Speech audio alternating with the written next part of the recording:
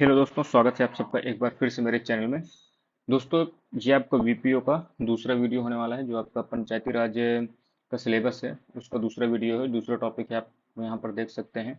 दूसरा टॉपिक हम यहाँ पर स्टार्ट करने वाले हैं। यहाँ पर देखिए हेडिंग यही है, स्वतंत्रता प्राप्ति के बाद पंचायती राज व्यवस्था। ये आपका दूसरा टॉपिक है। आप सिलेबस उठाकर देख सकते हैं अपने, ठीक है। यहाँ पर देखिए अब बात करने वाले हैं हम क्या कहते हैं, कैसे क्या स्वतंत्रता के बाद हमारे पंचायती राज को लेकर क्या व्यवस्थाएं थी। देखिए सबसे पहले 2 अक्टूबर 1952 आपको याद रखना है, क्योंकि इस दिन ही सामुदायिक विकास कार्यक्रम लागू। तो कई बार क्वेश्चन आ चुका है, ये स्टैटिक जीके में भी आपका क्वेश्चन पूछा जा चुका है, ठीक है। सामुदायिक विकास कार्यक्रम किस लिए लागू किए गए थे, तो ये आपको ग्रामीण विकास में पंचायती राज यानी आपकी ग्राम पंचायत की सहायता के लिए चालू किया गया था। और ये लेकिन क्या क्या हुआ था, ये विफल रहा था। कारण क्या था विफल होने का? नौकरशाही अच्छी न होना, राजनीतिक बाधाएं बहुत थी, और जो कर्मचारी थे वो भी योग्य नहीं थे। तो इसी की देख रेख के लिए, यानी इसके ये फेल क्यों हुआ, तो उस पर रिपोर्ट तैयार करने के लिए 1957 में आप देख सकते हैं बलवंत राय मेहता समिति आपकी गठित की जाती है। ये आपकी ये सलाह क्या देती है, तो ये सलाह देती है लोकतंत्र केंद्रीकरण के लिए। ये सलाह देती है, और वो लोकतंत्र के लिए 3 स्तरीय की बात करता है, ग्राम ग्राम स्तर पर, ब्लॉक स्तर पर और आपके जिला स्तर पर, ठीक है। पंचायती राज संस्था का गठन का आवश्यक करने की बात कहता है ये।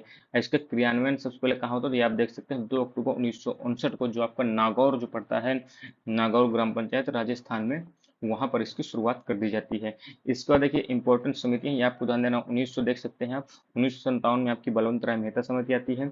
1977 में आपके अशोक मेहता समिति आती है। ये अशोक मेहता समिति मोस्ट इंपॉर्टेंट, कारण क्या है इसका, क्योंकि ये 2 स्तरीय व्यवस्था पर बात करती है। कौन कौन से? जिला परिषद पर और मंडल पंचायत, ठीक है। 2 स्तरीय। बलवंत राय मेहता 3 स्तरीय थी, ये आपको ध्यान देना है। अन्य समिति देख लेते हैं, बहुत इंपॉर्टेंट है, इनके आपको ईयर जरूर याद रखने हैं। ये भी आप ध्यान देना है कि ये समितियां आपकी ग्राम पंचायत से संबंधित है, यानी पंचायती राज से संबंधित है। देखिए हनुमंत राव समिति आपकी 1983 में आती है, चीजें आपको ध्यान देनी। जीवी के राव समिति आपकी 1985 में आती है। एल एम सिंह भी आपकी 1986 में आती है। सरकारी आयोग मोस्ट इंपॉर्टेंट 1983 में, यह केंद्र राज्य से संबंधित है, ठीक है। ये भी क्वेश्चन कई बार आ चुका कि सरकारी आयोग किससे संबंधित, तो आपको ध्यान देना है केंद्र राज्य संबंध को लेकर ये आपका आयोग बना था। इसके बाद है पी के थुंगन समिति 1988 में, मोस्ट इंपॉर्टेंट है।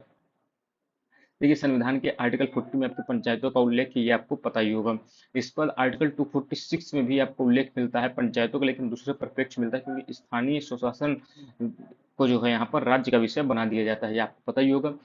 संघ सूची, राज्य सूची और समवर्ती सूची, 3 सूचियां होती हैं, तो इसे यानी राज्य की सूची में डाल दिया गया था आर्टिकल 246 में, इसका उल्लेख है। ये चीज आपको ध्यान देनी है।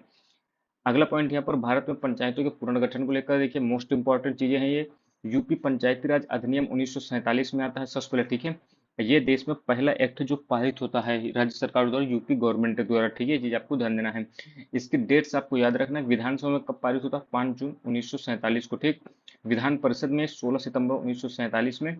और आपकी गवर्नर जनरल से जो स्वीकृति मिलती है वो 7 दिसंबर 1947 को मिलती है। ये चीज आपको ध्यान देना है, ठीक है। स्वीकृति 7 दिसंबर 1947 से। विधानसभा में कब पारित हुआ था? 5 जून 1947 की, चीज आपको ध्यान देना है। इसके बाद है वर्तमान में भारत में पंचायती राज का स्वरूप, ये आपका किस आधार पर है, तो ये आपको ध्यान देना है। 73rd अमेंडमेंट जो आपको 1993 में होता है, उसके आधार पर ही वर्तमान जो पंचायती राज व्यवस्था आपको दिखती है, आधारित है उसी पर। भारत में उस समय यानी 1993 के समय कैसी क्या स्थिति थी पंचायतों को लेकर, तो आप देख सकते हैं लगभग आपको 2,55,000 ग्राम पंचायत थी। 6,000 से ज्यादा पंचायत समितियां थी। 600 प्लस जिला परिषद थे, और 34 लाख प्लस यहाँ पर जनप्रतिनिधि थे। ये चीज आपको ध्यान देना है। अब देखिए ऐसे राज्य जहां जहां 2 स्तरीय व्यवस्था, तो ऐसे कौन से राज्य हैं, ये चीज आपको मोस्ट इंपॉर्टेंट, ये आपको कथन पूछ लेंगे इनमें से कौन से राज्य हैं जिनमें 2 स्तरीय व्यवस्था नहीं है, तो आपको ध्यान देना यह 2 स्तरीय व्यवस्था है। मणिपुर है, सिक्किम है, दादर नागर हवेली है, पांडिचेरी, यहाँ पर 2 स्तरीय व्यवस्था, ये चीज आपको ध्यान देना है। इस पे एक चीज और आपको ध्यान देनी है।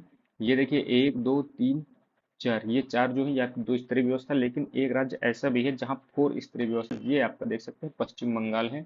यहाँ पर देखिए 4 स्तरीय है, ग्राम पंचायत है, अंचल पंचायत है, आंचलिक परिषद है और आपका जिला परिषद है। यहाँ पर ये चीज आपको ध्यान देना है। मेघालय, नागालैंड, मिजोरम, इन तीनों में आपका 1 स्तरीय है, और यहाँ पर जनजातीय परिषद पाई जाती है केवल। ये चीज आपको ध्यान देनी है। देखिए मेघालय, नागालैंड, मिजोरम में आपका 1 स्तरीय पंचायत का उल्लेख है परिषद का। पश्चिम बंगाल 4 स्तरीय है, और 2 स्तरीय में मणिपुर, सिक्किम, दादर नागर हवेली, दमन दीव और आपका पांडिचेरी। इसके अलावा जितने भी वहाँ पर 3 स्तरीय है, ये चीज़ आपको ध्यान देनी है। पंचायती राज व्यवस्था की बात कर ले तो जो जनरली देखते हैं हम, जनरली में आपके 3 स्तरीय है, आपके यूपी में भी 3 स्तरीय है। ग्राम पंचायत ग्राम स्तर पर, खंड स्तर पर यानी ब्लॉक स्तर पर पंचायत समिति, और जिला स्तर पर जिला परिषद है।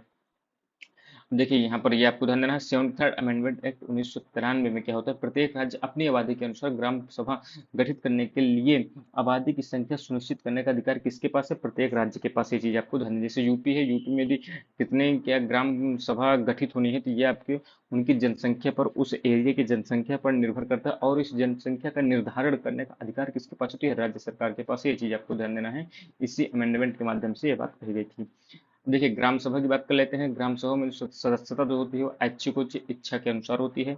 इसके लिए आप 18+ उम्र होनी चाहिए, और यहाँ पर कोढ़ी या दिवालिया या पागल या राज्य सरकार का कर्मचारी नहीं होना चाहिए यहाँ पर, और वर्ष में इसकी 2 बार मीटिंग होती है।